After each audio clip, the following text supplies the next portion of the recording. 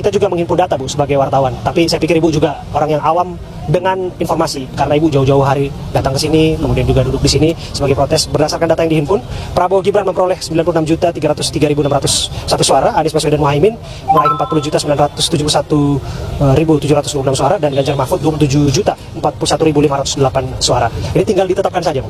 Gini, Dek ya, kalau kita bicara dari nurani ya, kita tahu mau dibuatnya 100 juta, 200 juta itu bisa.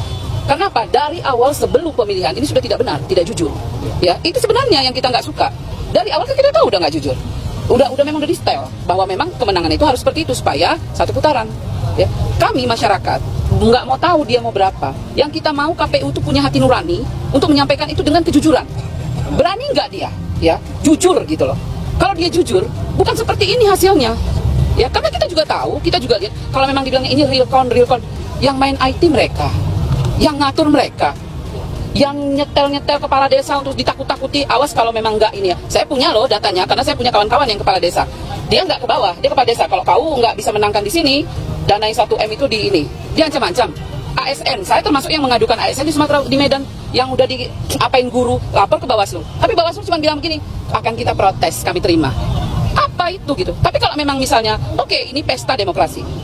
Kalau Jokowi dan kroninya jujur, ya, untuk 02 jujur, kita nggak masalah kalau menang.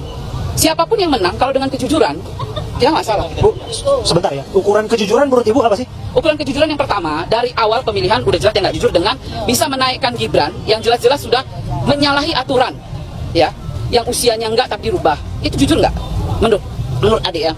Kemudian di Medan saya melihat dengan mata kepala saya sendiri, itu pembagian sembako sekarang ini di bansos itu dilakukan dipercepatkan, tapi dengan ada gambar Prabowo Gibran. Cocok nggak itu?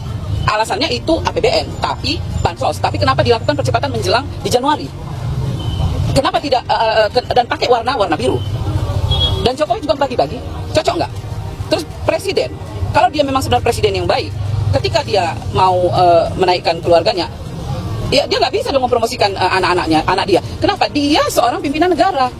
Kalau dia pribadi silahkan gitu loh. Kalau mau pribadi cuti lah. Terus kenapa mereka nggak cuti-cuti waktu kemarin itu, sehingga bisa menekan orang-orang pemerintah.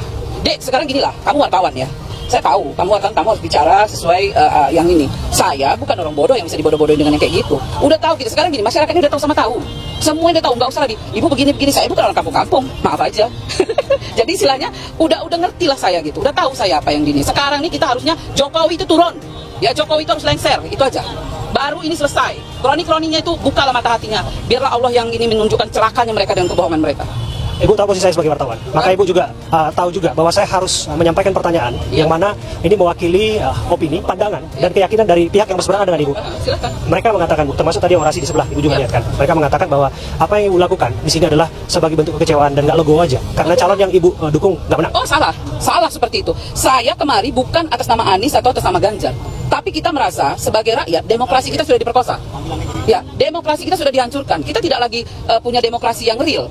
Saya kan udah bilang dari tadi, kalau Prabowo menang dengan yang sejujurnya, saya nggak pernah peduli siapapun yang jadi presiden, asal yang presiden itu baik, bisa memberi kemakmuran buat rakyat, bisa adil, dan tidak dinasti seperti ini gitu loh. Ini dipaksakan gitu, dan aneh menurut saya gitu. Ada yang seperti ini, kita kan mengikuti terus perkembangannya. Bu, ini kan setelah nanti ditetapkan, kalaupun memang malam hari ini akan ada 3 hari waktu nanti untuk mengajukan perselisihan hasil pemilihan umum PHPU ataupun sengketa pemilu lah.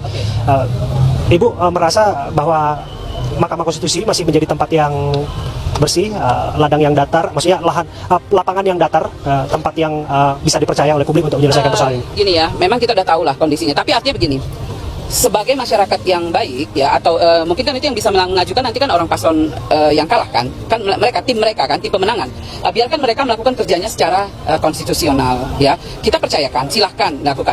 Nah, rakyat juga mungkin punya hal yang mereka lakukan ya. Kalau apa yang mereka lakukan jangan tanya saya, karena saya bukan pemimpin dari seluruh gerakan ini ya, tapi kita lihat aja nanti kawan-kawan maunya gimana, kita akan membersamai kita. Saya menanya Ibu karena Ibu adalah warga negara yang punya hak untuk bersuara. Betul. Karena Ibu punya hak konstitusional yang dijamin oleh undang-undang merdeka berpendapat dan bersuara.